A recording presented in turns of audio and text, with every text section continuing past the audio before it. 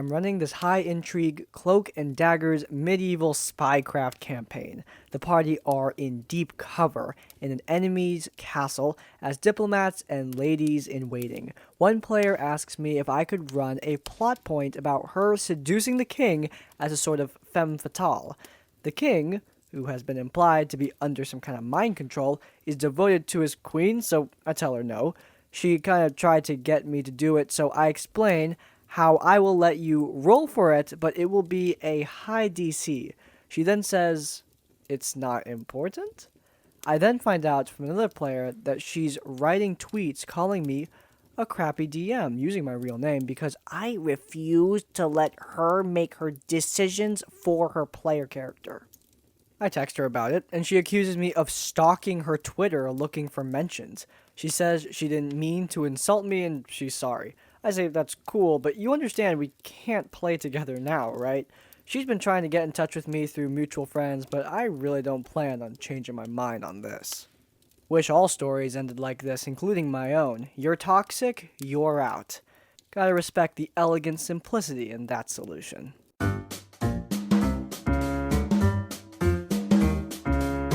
So this happened 8 years ago now when I discovered my father's old Advanced Dungeons & Dragons books. I had been curious regarding TTRPGs for a while then, so I had gotten a few of my friends together to read through these books and hopefully play. We decided that all of us would take turns GMing to see who enjoyed it the most. This story involves the friend who GM'd right before I was supposed to go, and the horror that followed. There are really only 4 relevant people here from the group. GM, the aforementioned friend, he saw the game as player character versus GM. Goblin, my best friend, a fighter who had started with a warhorse that was beloved by the party. Edgeboy, the GM's brother, who was heavily favored by the GM, played a stereotypical rogue who trusted no one, and myself, a wizard who should have started playing as anything other than a complicated wizard. I'll preface the story by saying that we were all extremely new to the game, and so mistakes were expected.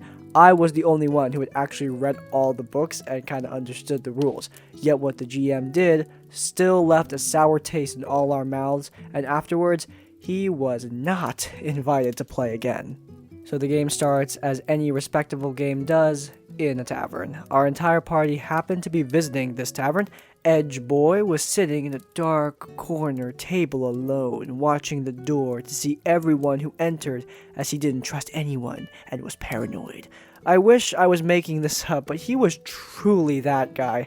The party was then approached by a mysterious old man in a black cloak who had a quest for us. We were told to go to Marble City, the city that was made of marble. We as a party decided to discuss this as the old guy seemed suspicious, gave us a very vague goal, and wouldn't tell us what we would gain from doing what he asked. While discussing our options, GM interrupted the party and told us we had no reason to refuse a cry for help, and that the party was now on the road to the city. This upset us, as we felt we had no agency, but we figured it was due to GM being new, like all of us. As we traveled, it became apparent that Edgeboy despised Goblin and antagonized him in and out of character to no end. In combat, Edgeboy would constantly hit Goblin and say it was an accident, and GM allowed him to auto-succeed on any deception check to trick Goblin when he said this. This all built up until Edgeboy did something to Goblin that he could not forgive. Goblin had a pet hawk that he fought with that meant the world to him. He saw this hawk as an extension of himself. At one point, we were fighting a displacer beast or two. These were way out of our league as we were only level 3 at this point, and GM had a habit of sending way too strong monsters at us. In this fight, Goblin's hawk ended its turn next to Edgeboy, who then said something along the lines of, "I am going to attack and kill that stupid bird. It's being rude by being this close to me." As soon as he said this, Goblin informs him, out of character, that his character will take this as a personal attack and would never forgive Edgeboy, and no amount of reasoning would be able to make him think otherwise. Edgeboy simply laughs and proceeds to attack the hawk. GM describes vividly how Edgeboy swings his sword and slices the hawk in half with a smile on his face. This was the last straw for both Goblin and myself.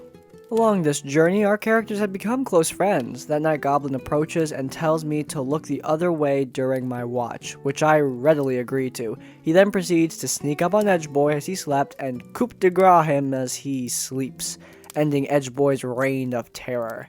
Now, I will say, looking back, that was not the best course of action as players. We probably should have tried some other approach, yet I understand Goblin's choice, as he had been antagonized for days, and had made it clear that this is how his character would react. After this, Edgeboy returned with a new character, brother to the previous Edge character. He was relatively chill from then on. GM, on the other hand, did not. Like this. We soon arrived to Marble City, the graveyard of this campaign. We arrived to see the entire city completely on fire, under some kind of attack. We stopped to talk about whether we should continue or not, as we were only level 3, and based on GM's previous enemy encounters, didn't believe we could survive whatever was going on here. We decided that we had to at least try and help and move forward. We said we entered the city, and as soon as we did, GM smiled and said, "You should have investigated first. There is actually a giant hole in your path, and you walk right into it." Which is utter BS. Our characters would have seen this, but he didn't care about that. The party awoke at the bottom of the hole to find the beloved warhorse dead from the fall, which upset everyone. We seemed to be in a cave and decided to continue on as we couldn't climb up the hole. We came to a large cavern, and standing in the middle was none other than the old man that sent us here.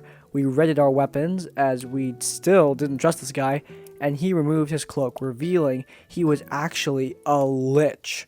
Remember, we're only level 3. No way in hell we're beating a lich, and we say so, to which the GM smiles and says, "That's not all." He proceeds to describe the lich casting a spell to summon a demon.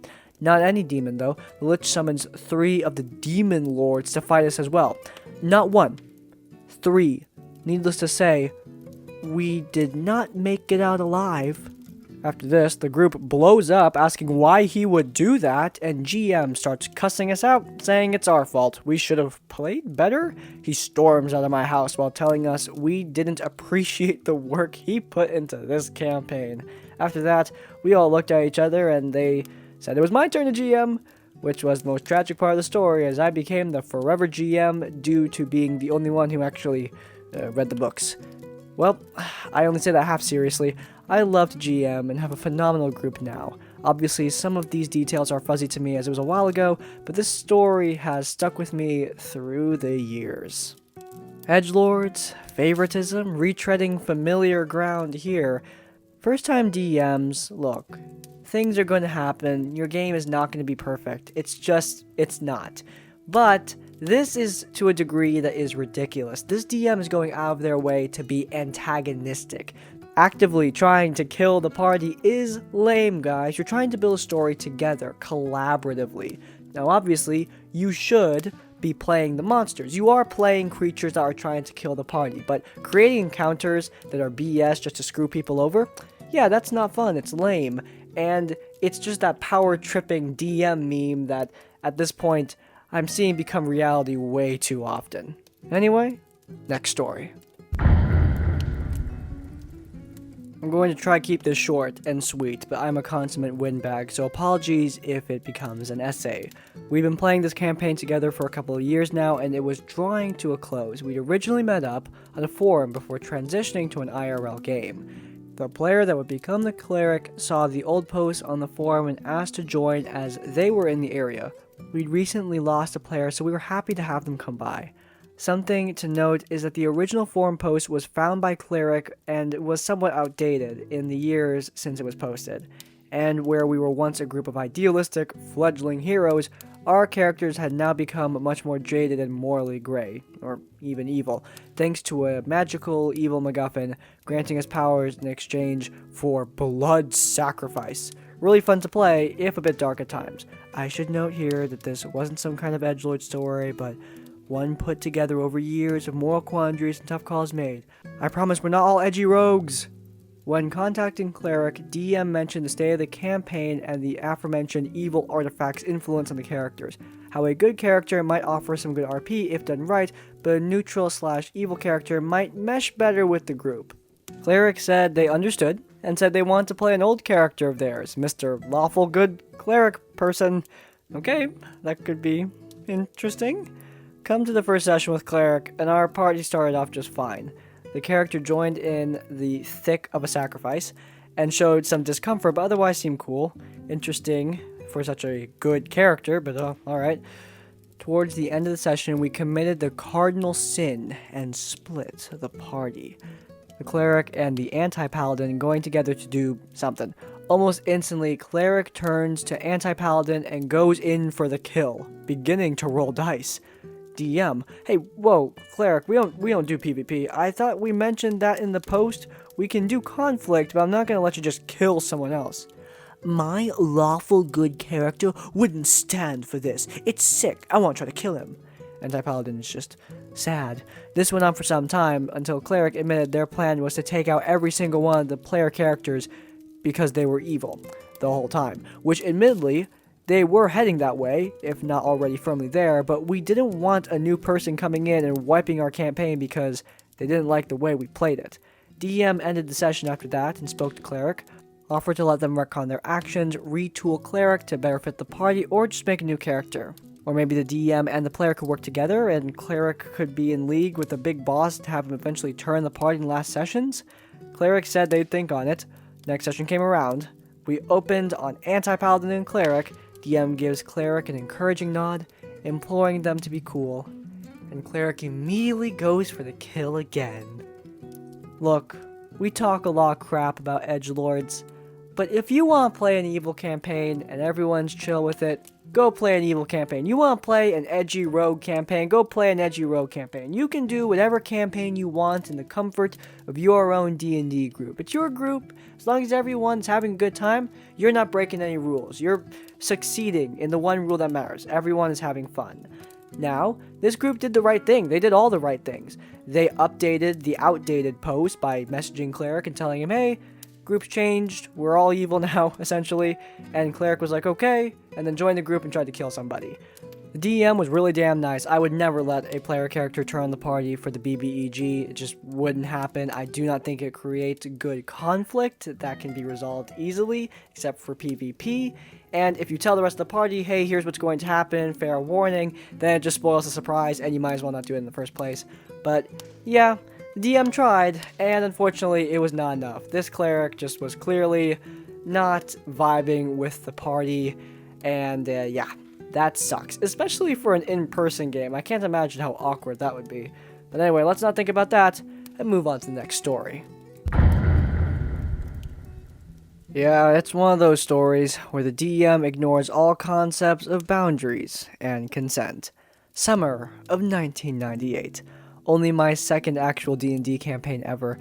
The first one was more or less normal, and I had a lot of fun with it, and just ended right before this campaign. This was my second campaign, and my roommate bragged about how he'd been playing D&D since junior high, i.e. about 6 or 7 years at that point. So he was very experienced, and was a great GM. I was pretty naive and sheltered at this point with a conservative upbringing. I wasn't comfortable talking about anything sexually explicit, and everyone else, well, they knew that about me. My roommate was an acquaintance I'd met through my first D&D game, and he was a lot more open about sex to an extent that the main point of friction between us was that he was always trying to do things that would embarrass me in the interest of loosening me up and bringing me out of my shell. It was a 2nd edition advanced D&D campaign in the Planescape setting. After a few adventures, our party was stuck in some outer planes. Arborea, I think? Maybe. In any case, the setup was that the only portal to Sigil around us was held by one of the factions, the Sestines, the faction that believed that experiencing all types of new and different things is the path to enlightenment. And they wouldn't let our party through the portal unless one of our group was a member of their faction. Everyone else had formally joined the faction at this point. I'd planned on my character formally joining the Fraternity of Order, the Governors, please tell me it's pronounced Governors, that believe that understanding the rules of the universe is the way to enlightenment, which would fit my character being a cleric of knowledge and magic. However, that faction had a pretty formalized process of joining that my character hadn't finished yet. So the only member of the group that wasn't affiliated with a faction, I was basically forced to have my character join these people to let us escape that plane. Except they said my character didn't have enough unique or unusual experiences to join. They said they'd remedy that. The DM has a recruiter from the Senstace, a chaotic good were-tiger, I think, or some were-great cat, present my character with a magically binding contract, promising enough unique experiences to qualify for membership. That said, membership be granted and use of the portal, but my character would be absolutely bound to go along with anything they had him do as a condition of the contract. I didn't like that the DM was basically taking away my character's ability to join the governors and felt railroaded, but I felt like a new enough gamer and there was enough peer pressure that I gave in and had my character sign the contract. And needless to say, all of these contractual experiences were sexual, as the DM takes the time to narrate a wide variety of magically enhanced sexual encounters to me. I remember it included a detailed description of a magically enhanced BDSM scene, shapeshifting, group sex, graphic descriptions of intercourse, a lot of stuff that really weirded and squicked me out, as the DM had a wicked smile on his face, narrating it all as I was turning beet red. My DM insisted that this was perfectly normal as part of a D&D game. The rest of the table seemed to think it wasn't too uncommon, and wasn't beyond the pale either. I noticed that there was nothing like this in the first campaign I'd played in, but everyone tried to insist that something like this wasn't really that strange or unusual. Years later, it really sunk in how inappropriate it was. Oh, and that was near the start of a year-long campaign. Sadly, it didn't get much better. I can say that the DM used railroading my character into the Sensades as a way to screw him over constantly, as when I played my character as he was actually designed, I got penalized for not playing the faction's ideology. Oh, and my roommate had all types of other boundary and consent issues. Oh, right, the DM's the roommate. Oh, dude, that sucks. Like randomly tackling me to the ground and practicing his martial arts holds and pins on me, telling me he thought it was fun or good training since I'd taken martial arts classes with him like a few times. He seemed to think he could randomly ambush me anytime and call it training. I love that assault is just tacked in, like right at the end. Oh, by the way, that happened. Anyway, this story is wildly inappropriate. How you survived a year-long campaign with this style of play is beyond my comprehension. The second I see anything like this, I'm leaving. Why anyone thinks that this is perfectly normal? I also have no idea. I think it is custom to Fade to Black. Most games do that. Look, if you want to run a sexual 18-plus NSFW D&D game, that is your choice. That's your game. You have a great time as long as everyone is good with it. Clearly, in this case, not everyone is good with it. So, yeah, maybe don't do things that make people actively uncomfortable. I don't know what to say anymore. Well, anyway, if you guys enjoyed this episode of RPG Horror Stories and want to let me know, then please do leave a like. If you want to see more of my content, then please do subscribe to Crispy's Tavern. And finally, if you want to leave your own stories thoughts, go down to the comments down below. If you can't think of a comment, leave the comment, loosen up, to let me know you made it to the end of the video. In essence, like, comment, subscribe. I will see you all next time. Farewell.